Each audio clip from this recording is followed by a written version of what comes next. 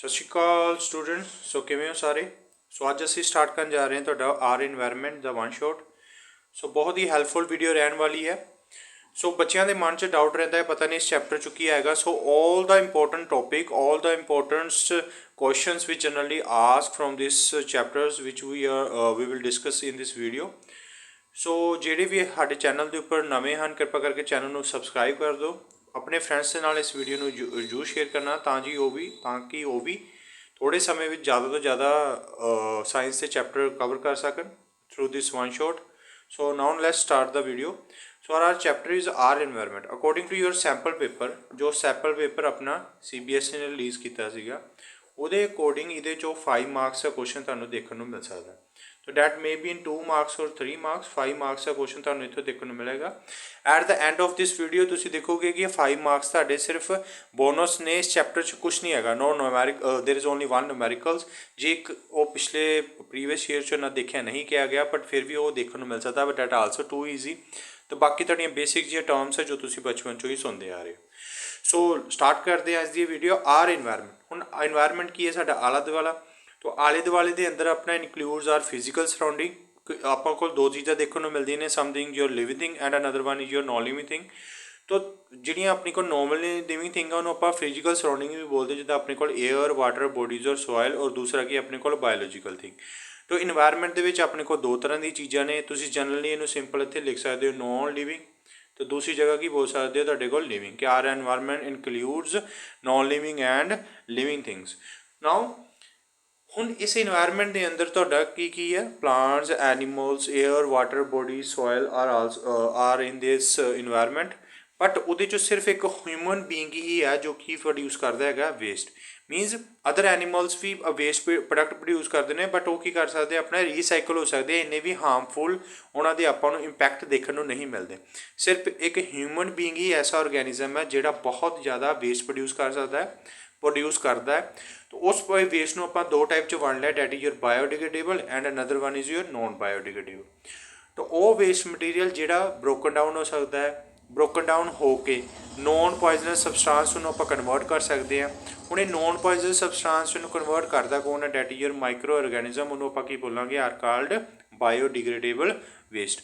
ਉਹ ਵੇਸਟ ਜਿਹਨੂੰ ਆਪਾਂ ਡੀਕੰਪੋਜ਼ ਕਰ ਸਕਦੇ ਹਾਂ with the help of microorganism, ਉਹਨਾਂ ਨੂੰ ਆਪਾਂ ਕੀ ਬੋਲਾਂਗੇ? Biodegradable waste. ਜਿੱਦਾਂ wheat, paper, wool, grass, fruit and vegetables. So these are some examples of biodegradable.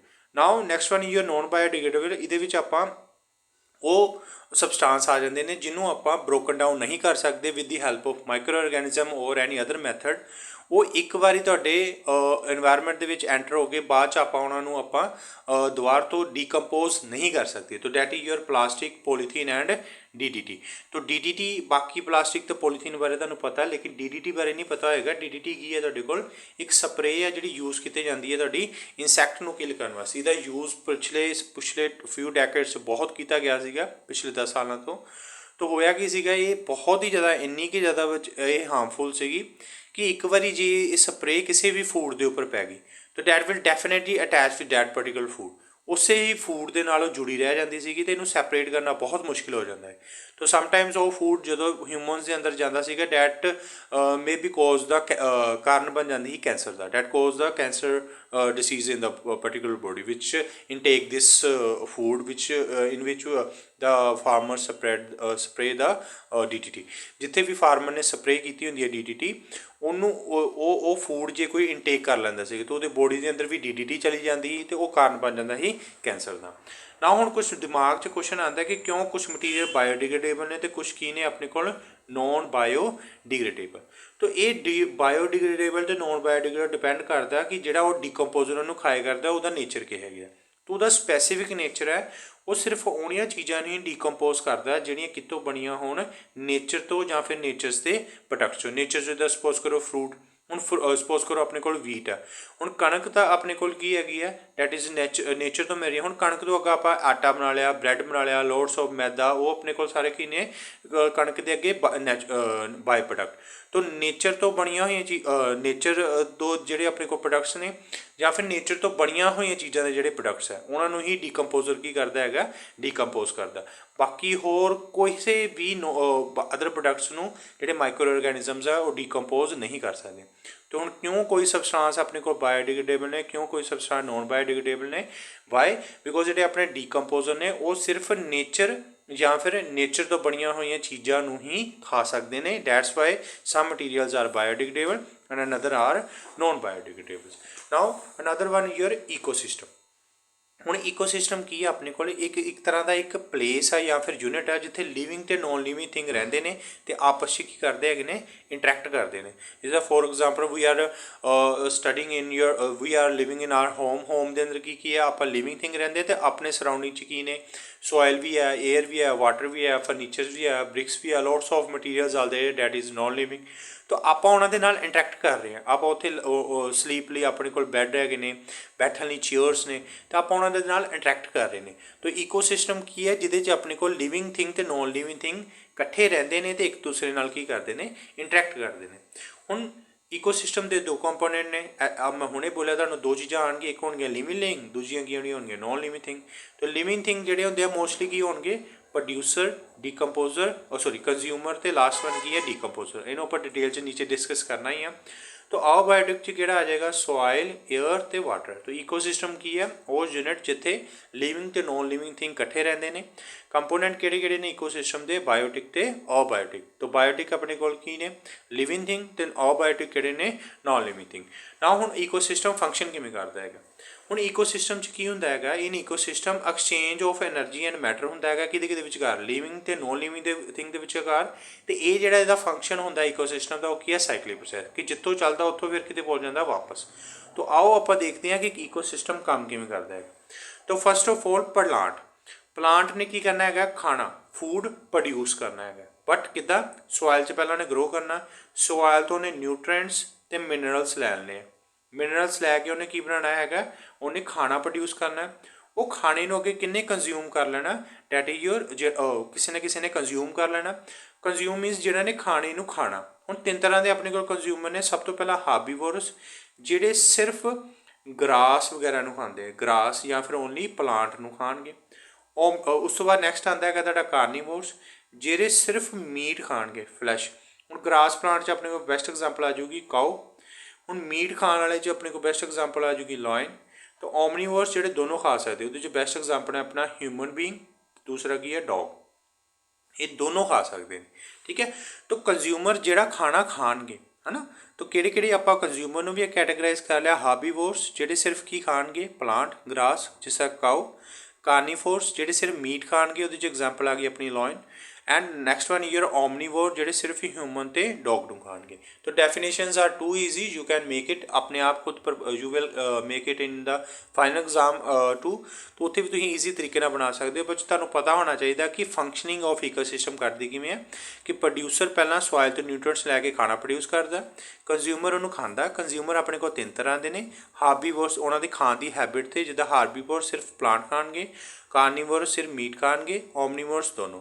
ਹੁਣ ਵਟ ਹੈਪਨਸ, ਜਦੋਂ ਇਹ ਤਿੰਨੋਂ ਕੰਜ਼ਿਊਮਰ ਆਪਣੇ ਕੋਲ ਡੈਡ ਹੋ ਜਾਂਦੇ ਨੇ। ਹੁਣ ਉਹਨਾਂ ਦੇ ਸਮਟਾਈਮਸ ਤੁਸੀਂ ਦੇਖਿਆ ਹੋਣਾ ਤੁਹਾਡੇ ਨੀਅਰ ਵਨ ਕੋਈ ਜਾਨਵਰ ਬਣ ਜਾਏ, ਉਹਦੀ ਬੋਡੀ ਥੋੜ੍ਹੇ ਦਿਨਾਂ ਬਾਅਦ ਆਪਣੇ ਆਪ ਡੀਕੰਪੋਜ਼ ਹੋ ਜਾਂਦੀ ਹੈ। ਵਾਈ? ਬਿਕੋਜ਼ ਆਪਣੇ ਇਨਵਾਇਰਮੈਂਟ 'ਚ ਕੀ ਬੈਠੇ ਹੋਏ ਨੇ, ਡੀਕੰਪੋਜ਼ਰ। ਤੇ ਕਿ ਜੋ ਵੀ ਪਲਾਂਟ ਆਫਟਰ ਡੈਡ, ਉਹਨਾਂ ਨੇ ਕੀ ਹੋਇਆ ਨਾ, ਡੀਕੰਪੋਜ਼। ਹੁਣ ਆਪਾਂ ਨੂੰ ਪਤਾ, ਆਪਾਂ ਆਪਣੇ ਸਪਿਰਿਚੁਅਲ ਆਪਣੇ ਧਰਮ ਗ੍ਰੰਥਾਂ ਤੋਂ ਸੁਣਿਆ ਹੋਇਆ ਕਿ ਆਪਣਾ ਜਿਹੜਾ ਸਰੀਰ ਆ 5 ਤੱਤਾਂ ਤੋਂ ਬਣਿਆ, ਤੇ ਡੀਕੰਪੋਜ਼ ਕੀ ਕਰਦਾ, ਉਹ ਸਾਰੇ 5 ਤੱਤਾਂ ਨੂੰ ਬੈਕ ਕਿੱਥੇ ਭੇਜ ਦਿੰਦਾ, ਫਿਰ ਤੋਂ ਸੋਇਲ ਦੇ। ਤਾਂ ਇਸ ਤਰ੍ਹਾਂ ਇਹ ਈਕੋਸਿਸਟਮ ਆਪਣਾ ਕੀ ਕਰ ਰਿਹਾ ਹੈਗਾ, ਵਰਕ ਕਰ ਰਿਹਾ ਹੈਗਾ। Now next, your next part will be, your next part is that is your. ਹੁਣ ਆਪਾਂ ਤਾਂ ਜਿਹੜਾ ਹੁਣ ਤੱਕ ਈਕੋਸਿਸਟਮ ਦੀ ਗੱਲ ਕੀਤੀ ਹੈ, that is in your land. ਹੁਣ ਪਾਣੀ ਦੇ ਅੰਦਰ ਵੀ ਇੱਕ ਈਕੋਸਿਸਟਮ ਚੱਲ ਰਿਹਾ। ਹੁਣ ਪਲੈਂਕਟਨਸ ਕੀ ਹੁੰਦੇ ਨੇ, that are very minute means ਬਹੁਤ ਹੀ ਸਮੋਲ ਸਾਈਜ਼ ਮਾਈਕਰੋ ਆਰਗੈਨਿਜ਼ਮ ਨੇ ਆਪਣੇ ਪਾਣੀ ਦੇ ਅੰਦਰ, ਜਿਹੜੇ ਕਿੱਥੇ ਕਿੱਥੇ ਪ੍ਰੈਜ਼ੈਂਟ ਹੁੰਦੇ ਆ ਉਹਦੀ ਸਰਫੇਸ ਦੇ ਉੱਪਰ, ਤੇ ਕਿੱਥੇ ਕਿੱਥੇ ਹੋਣਗੇ ਪੌਂਡ, ਲੇਕ, ਰਿਵਰ ਤੇ ਓਸ਼ਨਸ ਦੇ ਅੰਦਰ। ਤਾਂ ਪਲੈਂਕਟਨਸ ਹੈ ਕੀ that are very small size ਆਪਣੇ ਕੋਲ ਕੀ ਨੇ ਮਾਈਕਰੋ ਆਰਗੈਨਿਜ਼ਮ ਨੇ ਜਿਹੜੇ ਕਿੱਥੇ ਫਲੋਟ ਕਰਦੇ ਤੈਰਦੇ ਹੈਗੇ ਨੇ ਸਰਫੇਸ ਆਫ ਵਾਟਰ, ਕਿੱਥੇ ਕਿੱਥੇ ਪੌਂਡ, ਲੇਕ ਤੇ ਰਿਵਰ ਤੇ ਓਸ਼ਨਸ। ਪਲੈਂਕਟਨਸ ਆਪਣੇ ਕੋਲ ਦੋ ਤਰ੍ਹਾਂ ਦੇ ਹੁੰਦੇ ਨੇ, ਫਾਈਟੋਪਲੈਂਕਟਨਸ ਤੇ ਯੂਪਲੈਂਕਟਨਸ। ਫਾਈਟੋਪਲੈਂਕਟਨਸ ਸਮਟਾਈਮਸ ਤੁਸੀਂ ਦੇਖਿਆ ਹੋਣਾ ਪਿੰਡਾਂ ਦੇ ਵਿੱਚ ਆਪਣੇ ਕੋਲ ਛੱਪੜ ਹੁੰਦਾ, ਉੱਥੇ ਆਪਣੇ ਕੋਲ ਹਰੀ ਹਰੀ ਕਾਈ ਦੇਖਣ ਨੂੰ ਮਿਲਦੀ ਹੈ, ਤਾਂ ਡੈਟ ਇਜ਼ ਯੂਰ ਗ੍ਰੀਨ ਐਲਗੇ। ਹੁਣ ਇਹ ਕੀ ਹੈ, ਫਾਈਟੋ ਮੀਨਸ ਪਲਾਂਟ, ਮਾਈਕਰੋ ਬਹੁਤ ਛੋਟੇ ਛੋਟੇ ਪਲਾਂਟ ਹੁੰਦੇ ਨੇ ਜਿਹੜੇ ਕਿੱਥੇ ਫਲੋਟ ਕਰਦੇ ਨੇ ਆਪਣੇ ਪਾਣੀ ਦੇ ਸਰਫੇਸ ਆਫ ਵਾਟਰ, ਕਿੱਥੇ ਰਿਵਰ, ਪੌਂਡਸ, ਲੇਕਸ ਹੈ ਨਾ ਕਿਤੇ ਵੀ। ਤਾਂ ਬਹੁਤ ਹੀ ਛੋਟੇ ਛੋਟੇ ਪਲਾਂਟ ਨੇ ਜਿਹੜੇ ਕਿੱਥੇ ਫਲੋਟ ਕਰਦੇ ਨੇ ਆਪਣੇ, ਫਲੋਟ ਮੀਨਸ ਤੈਰਦੇ ਨੇ ਸਰਫੇਸ ਆਫ ਵਾਟਰ। ਉਹਨਾਂ 'ਚ ਐਗਜ਼ਾਮਪਲ ਕਿਹੜੀ ਹੈ, ਗ੍ਰੀਨ ਐਲਗੀ। ਤਾਂ ਸਾਰਿਆਂ ਨੇ ਆਪਣੇ ਨੀਅਰ ਵਨ ਕਿਤੇ ਨਾ ਕਿਤੇ ਪੌਂਡਸ, ਲੇਕਸ 'ਚ ਦੇਖਿਆ ਹੋਗਾ ਹਰੀ ਹਰੀ ਕਾਈ ਜੰਮੀ ਹੁੰਦੀ ਹੈ ਆਪਣੇ ਉਹ ਪੌਂਡਸ, ਲੇਕਸ 'ਚ, ਉਹਨੂੰ ਆਪਾਂ ਬੋਲਦੇ ਗ੍ਰੀਨ ਐਲਗੇ। ਹੁਣ ਇਹ ਵੀ ਕੀ ਕਰਦੇ ਹੈਗੇ ਨੇ, ਖਾਣਾ ਫੋਟੋਸਿੰਥੇਸਿਸ ਦੇ ਥਰੂ ਕੀ ਕਰਦੇ ਹੈਗੇ ਨੇ, ਪ੍ਰੋਡਿਊਸ ਕਰਦੇ ਹੈਗੇ। ਤਾਂ ਪ੍ਰੋਡਿਊਸ ਫੂਡ ਥਰੂ ਫੋਟੋਸਿੰਥੇਸਿਸ।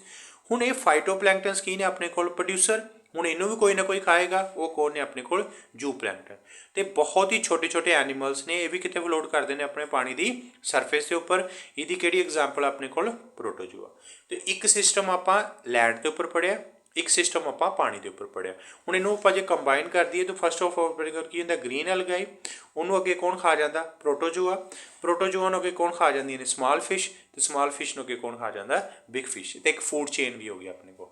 ਤਾਂ ਈਕੋਸਿਸਟਮ ਆਪਣੇ ਪਾਣੀ ਦੇ ਅੰਦਰ ਕਿਵੇਂ ਵਰਕ ਕਰਦਾ ਕਿ ਉੱਥੇ ਸਭ ਤੋਂ ਪਹਿਲਾਂ ਆਪਣੇ ਖਾਣਾ ਕੌਣ ਪ੍ਰੋਡਿਊਸ ਕਰਦਾ ਹੈ, ਗ੍ਰੀਨ ਐਲਗਾਈ ਜਿਹਨੂੰ ਆਪਾਂ ਫਾਈਟੋਪਲੈਂਕਟਨ ਬੋਲਿਆ। ਉਹਨੂੰ ਅੱਗੇ ਕੌਣ ਖਾ ਲੈਂਦਾ, ਜ਼ੂਪਲੈਂਕਟਨ ਜਿਹਨੂੰ ਆਪਾਂ ਪ੍ਰੋਟੋਜੋਆ ਐਗਜ਼ਾਮਪਲ ਦਿੱਤੀ, ਫਿਰ small fish, then big fish. Now move to the next ਬੱਚੇ।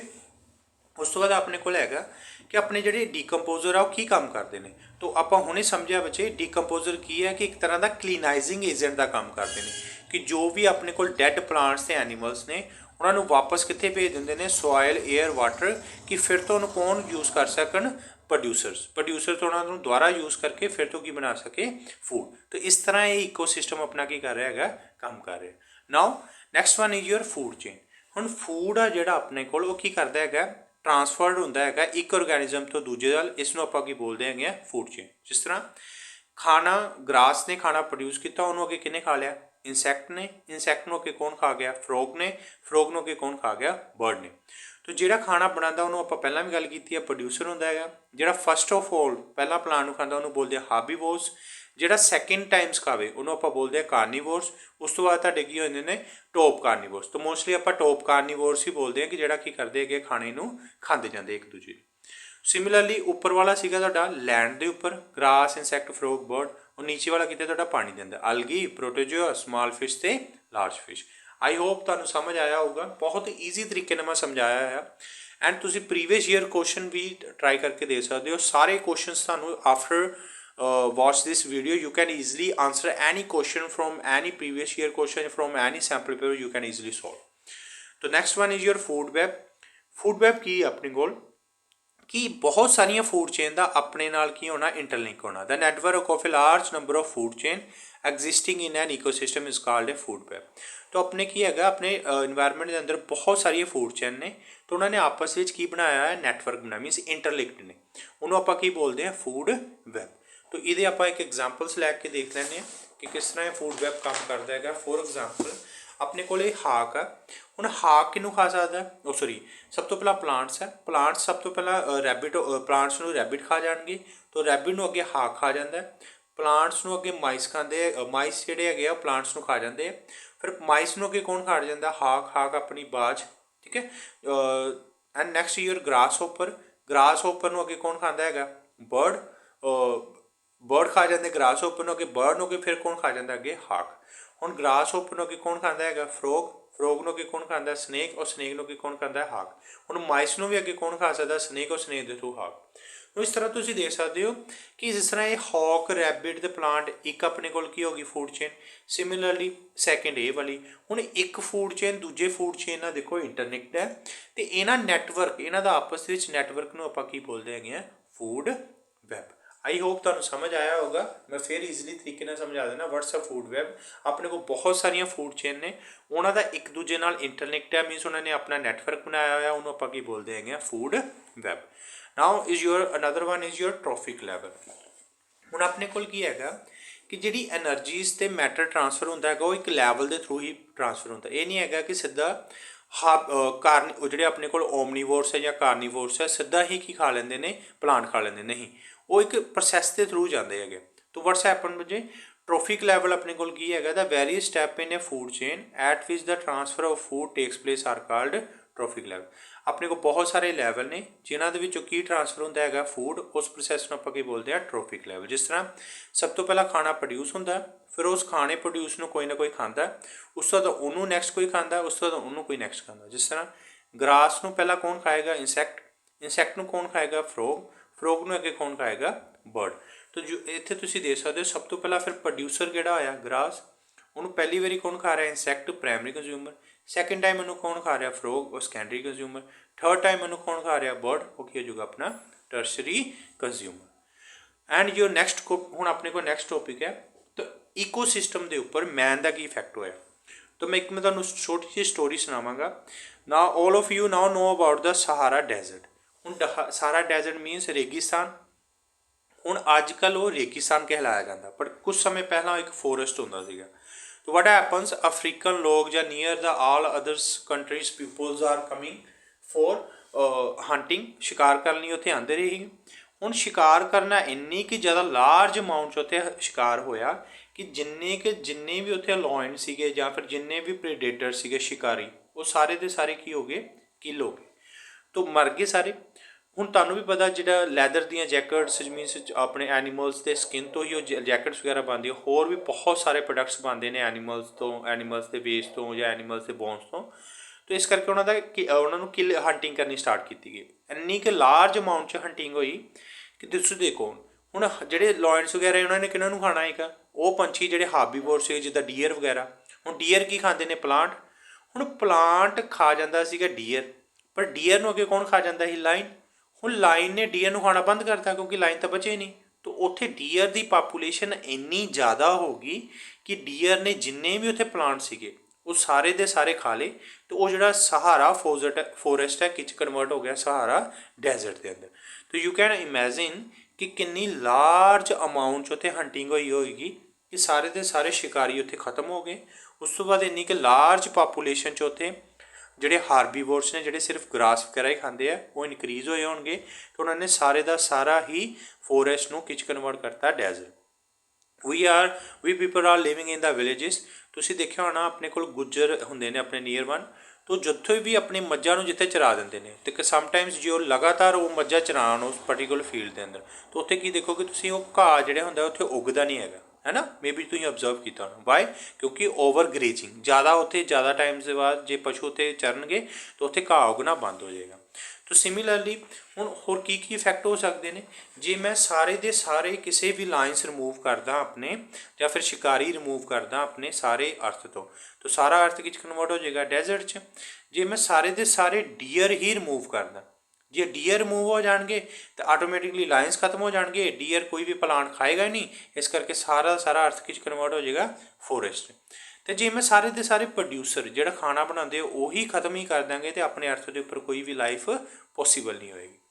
Now another one is your flow of material in ecosystem is cyclic but flow of energy is unidirectional. उन्हें बोल की रहा, जिस तरह आप हुणे पिछे इकोसिस्टम च देखा सीगा कि सॉइल तो सारिया चीज़ां चलियां सीगियां, वापस फिर कित्थे पहुँच गई सीगियां, सॉइल ते। तो everything start from the soil and after some process, जिदा पहला उन्होंने प्रोड्यूस किया खाना, फिर कंज्यूमर ने खादा, फिर कंज्यूमर डीकंपोज हो गए, वापस कित्थे चला गया, फिर तो अगेन सॉइल के अंदर। तो ये प्रोसैस सीगा साइकिल। मटीरियल तो साइकिलिक हैगा, बट जिहड़ी वो एनर्जी है, जिदा सपोज करो जिहड़ी प्लांट ने अपने को एनर्जी ली, वो कित्थों लई, सन तो, बट जिहड़ी जिन्नी भी एनर्जी है वो वापस तो नहीं सन को जा रही हैगी। तो दैट्स वाई वो की हो गया अपने को यूनिडायरैक्शन, मीनस इको डायरैक्शन हुआ। साइक्लिक का की मतलब होंगे कि कोई चीज़ इस पॉइंट तो चली है, वापस फिर कित्थे आ गई, उस पॉइंट पर, ए पॉइंट पर, मतलब ए पॉइंट तो चली घूम के फिर तो आ गई ए। तो मटीरियल तो वापस आ गया, बट वो मटीरियल ने जिन्नी एनर्जी यूज़ की, जिन्ना वो रन किया, उन्हें शिकार किया शिकारी ने, है ना, तो वो कदे नहीं एनर्जी वेस्ट हो रही, तो वो एनर्जी वापस नहीं जाएगी कि वापस फिर उन्होंने चली जाए अर्थ no, that is only unidirectional. Now there is that is question generally asked why flow of energy is यूनिडायरेक्शन। तो इसका कारण यही है कि जो भी अपने को शिकारी है ਜਾਂ कुछ भी अपने को एक लैवल तो दूजे लैवल 'ਚ कभी भी एनर्जी वापस नहीं भेजी जाती, सिर्फ मटीरियल वापस किया जाता। That's why flow of energy is unidirection. उसमें नैक्सट अपने को why trophic level not further continue. ਜਿਹੜੇ ਟ੍ਰੋਫਿਕ ਲੈਵਲ ਨੇ ਉਹ ਅੱਗੇ ਅੱਗੇ ਕੰਟੀਨਿਊ ਕਿਉਂ ਨਹੀਂ ਹੁੰਦੇ ਜਾਂਦੇ? ਤੁਸੀਂ ਦੇਖੋਗੇ ਕਿ ਇੱਕ ਫਿਰ ਸੈਕਿੰਡ ਔਰ ਥਰਡ ਔਰ ਫੋਰਥ ਵੱਧ ਤੋਂ ਵੱਧ 4 ਆਪਣੇ ਕੋਲ ਲੈਵਲ ਹੀ ਹੁੰਦੇ ਆ। ਮੀਨਸ ਪਹਿਲਾਂ ਪ੍ਰੋਡਿਊਸਰ, ਕੰਜ਼ਿਊਮਰ, ਫਿਰ ਆਪਣੇ ਕੋਲ ਕਾਰਨੀਵੋਰਸ, ਫਿਰ ਲਾਰਜ ਕਾਰਨੀਵੋਰ, ਉਸ ਤੋਂ ਬਾਅਦ ਆਪਣੀ ਫੂਡ ਚੇਨ ਰੁਕ ਜਾਂਦੀ ਹੈ।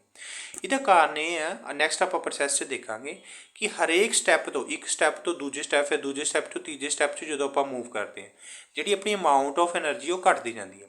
तो डैट्स वाई जो लास्ट वाला जो अपने को बन जाता लैवल के उपर जो एनीमल्स रहा वो कोल इन्नी एनर्जी बचती नहीं हैगी कि वो की कर सके, वो अगे सर्वाइव कर सके। सो डैट्स वाई अपने लार्ज अमाउंट तो बाद जो ट्रॉफिक लैवल स्टॉप हो जाते, क्योंकि उन्होंने को एनर्जी बचती नहीं हैगी कि वो की कर सकन, सर्वाइव कर सकन।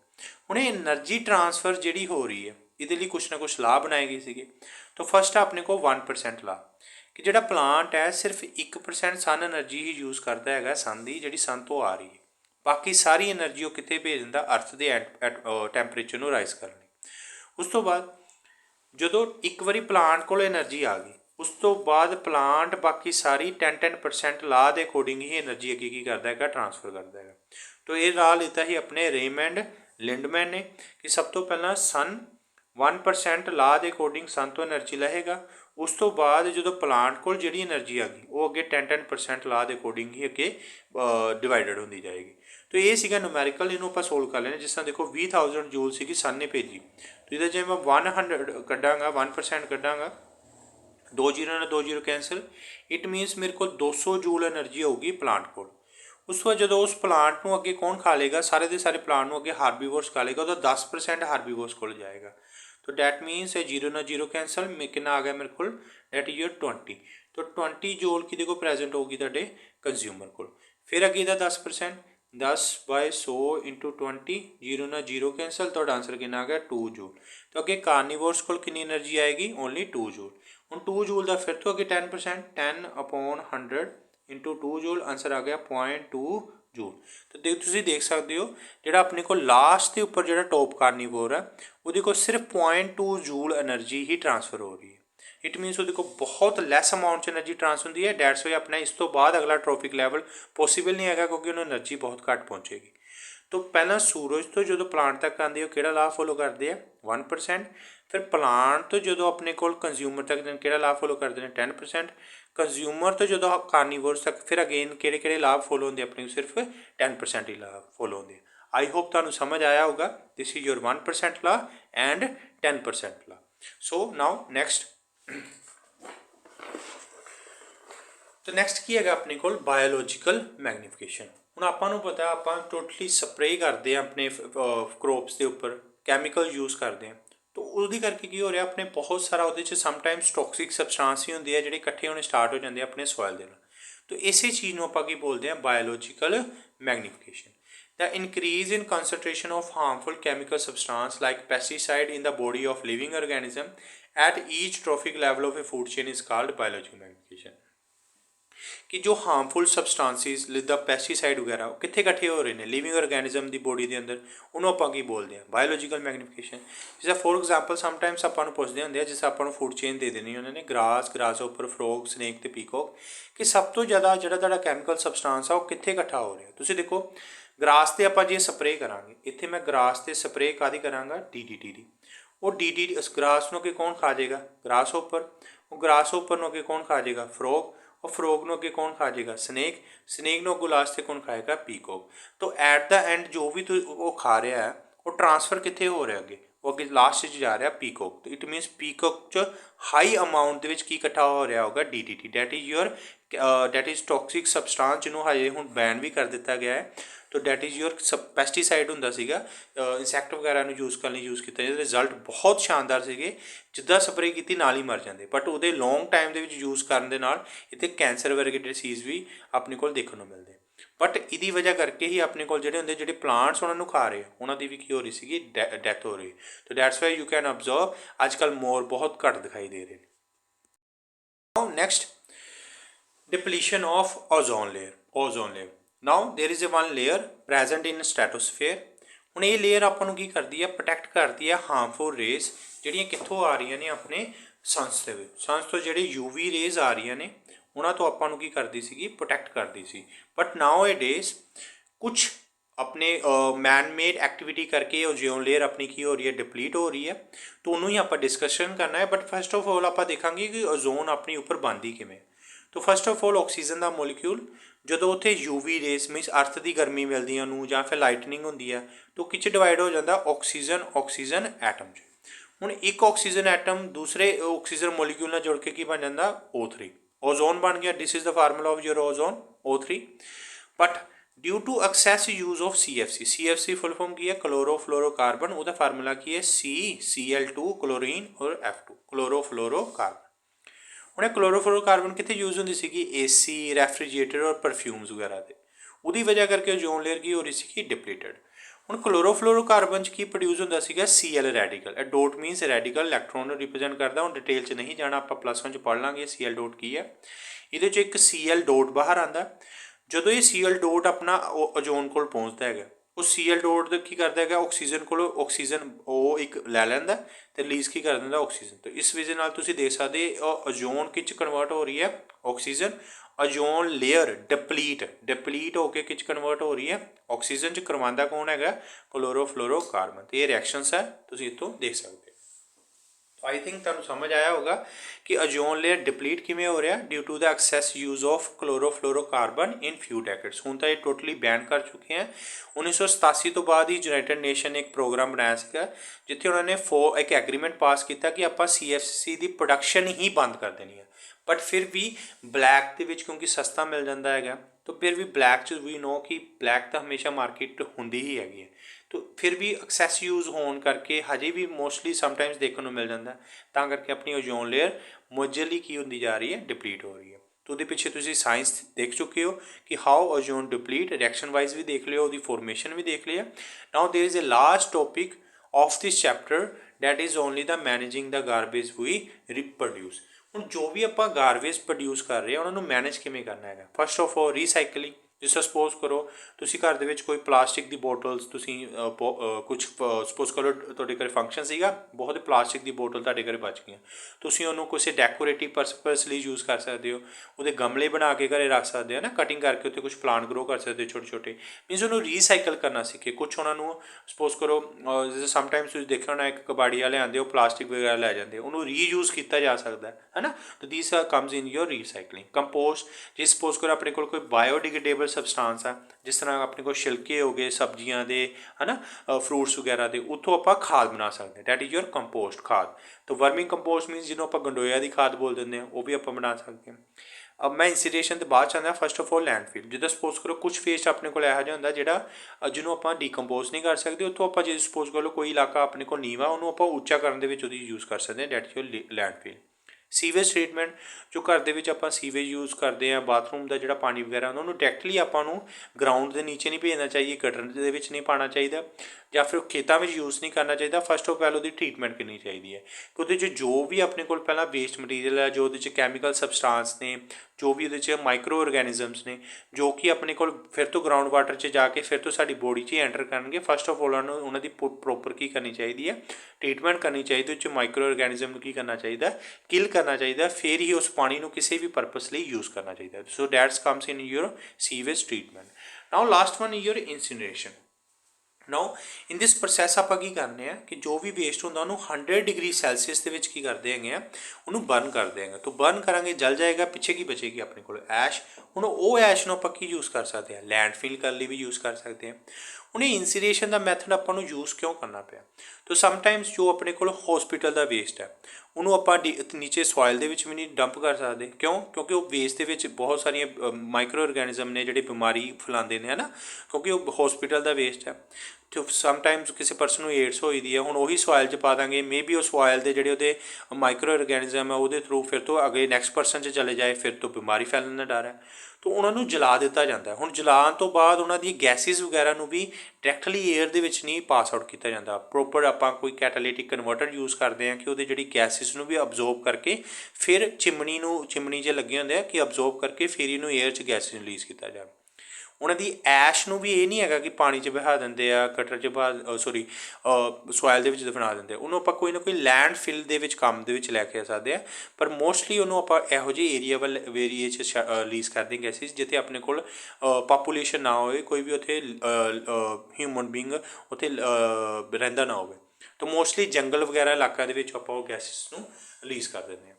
तो these are the some नहीं है, that is almost complete. You can observe। ਹੁਣ ਇਸ ਤੋਂ ਬਾਅਦ ਜੇ ਤੁਸੀਂ ਕੋਈ ਵੀ ਸੈਂਪਲ ਪੇਪਰ ਸੋਲਵ ਕਰੋਗੇ ਆਰ ਇਨਵਾਇਰਨਮੈਂਟ ਦਾ ਜਾਂ ਕੋਈ ਪ੍ਰੀਵੀਅਸ ਈਅਰ ਕੁਐਸਚਨ ਸੋਲਵ ਕਰੋਗੇ, ਤੁਹਾਨੂੰ ਹਰੇਕ ਕੁਐਸਚਨ ਦਾ ਆਨਸਰ ਇਸ ਵਨ ਸ਼ੋਰਟ ਵੀਡੀਓ ਤੋਂ ਮਿਲ ਜਾਏਗਾ। I prefer NCERT and one more reference book to make this notes. If you want the PDF of this notes, then you can WhatsApp me. I will put the my WhatsApp number on the comment box. ਤੁਸੀਂ ਮੈਨੂੰ WhatsApp ਕਰ ਸਕਦੇ ਹੋ, ਮੈਂ ਤੁਹਾਨੂੰ ਇਸ ਦੇ ਜਿਹੜੇ ਨੋਟਸ ਹੈ ਇਹਨੂੰ PDF ਫਾਰਮ ਦੇ ਵਿੱਚ ਤੁਹਾਨੂੰ ਪ੍ਰੋਵਾਈਡ ਕਰ ਦਾਂਗਾ। ਆਈ ਹੋਪ ਤੁਹਾਨੂੰ ਇਹ ਵਨ ਸ਼ੋਟ ਵਧੀਆ ਲੱਗਿਆ ਹੋਊਗਾ। If you like the video then share with your friends and subscribe the channel and keep the bell icon on so you will get the notification first of all। ਸਭ ਤੋਂ ਪਹਿਲਾਂ ਤੁਹਾਨੂੰ ਹੀ ਇਹਦੀ notification ਦੇਖਣ ਨੂੰ ਮਿਲੇ। ਸੋ ਬੈਲ ਆਈਕਨ ਨੂੰ ਵੀ press ਕਰ ਲੈਣਾ, ਚੈਨਲ ਨੂੰ ਸਬਸਕ੍ਰਾਈਬ ਕਰ ਦੇਣਾ। ਸੋ ਮਿਲਦੇ ਹਾਂ ਨੈਕਸਟ ਵੀਡੀਓ 'ਚ।